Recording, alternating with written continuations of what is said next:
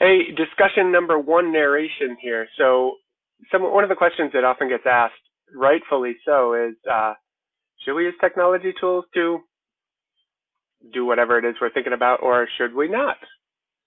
Not an easy question, and something we'll wrestle with and think about all semester long. But this discussion gets us started on doing so using an image, a real image, not at all photoshopped or edited in any way, um, of a fella um, doing something, using a tool to perform a task. But so anyway, I'll just go through the verbatim here. Overview: for most of the year's discussions, you'll be in small groups of 8 to 10, which is ideal. This week, it's going to be random. Sometimes I might be more strategic about it, especially with so many classroom teachers.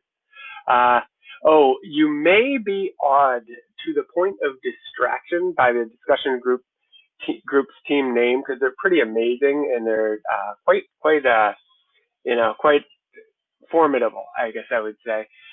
But after your appropriate time, I don't know, maybe hour and a half of quiet reverence about your team name, you should probably move on to the actual subject of the discussion, as I guess probably should I.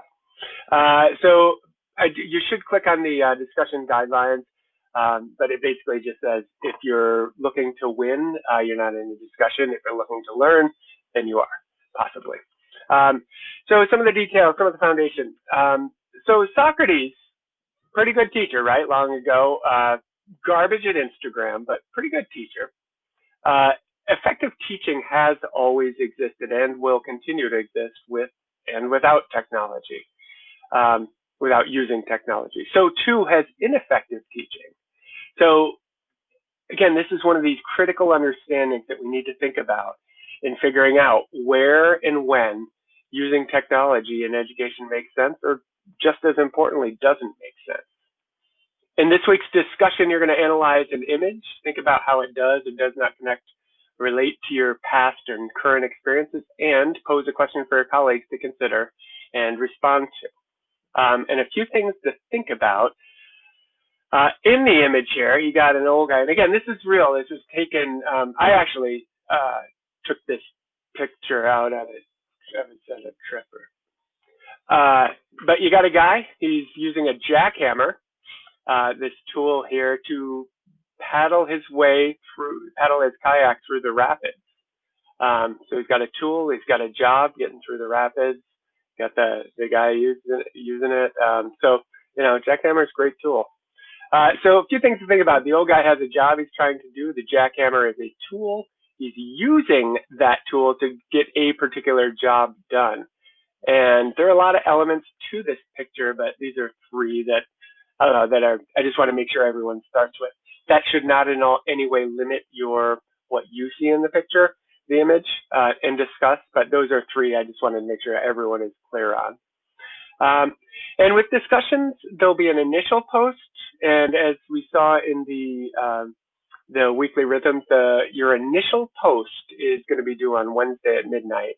Now, you won't be able to see others' posts until you do your own posts. I've just found that works. If you can see other people's posts, then the first person's post always steers the entire conversation. Conversations are much richer when I disable that, or when I make it so that you have to post yourself so you can see others. So for your initial post, again, do Wednesday. You'll do two things and then pose that question. So the first one is choose an element about the image and just briefly discuss it. Second, draw a corollary between what you discussed in the first question and something you've observed about using or not using technology in an educational environment. And that can be from a teacher perspective, from a learner perspective, from a parent perspective, whatever perspective you want to throw in there and relate this to. That's going to be the one that's resonating with you, obviously. So that's the one to talk about. And then finally, after you've done those two, and that should be brief, pose a question to your colleagues related to the image and educational technology. Ask anything, but prioritize asking a question to which A, you really don't know the answer, and B, you really kind of want to hear people's thoughts on. And then for responses to colleagues, in each week you should have at least two. This one's easy, just build the conversation. Sometimes I'll provide a little more structure.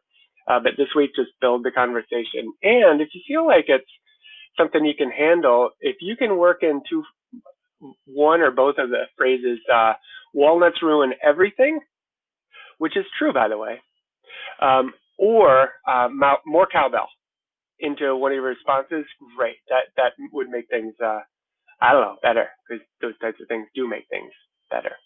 A couple other things that I mentioned in the guidelines, just make sure that your posts are brief, succinct. Don't say nothing, but don't say everything, because otherwise people are, I mean, if you've been in discussion groups online before, you know the super long thread usually doesn't get read.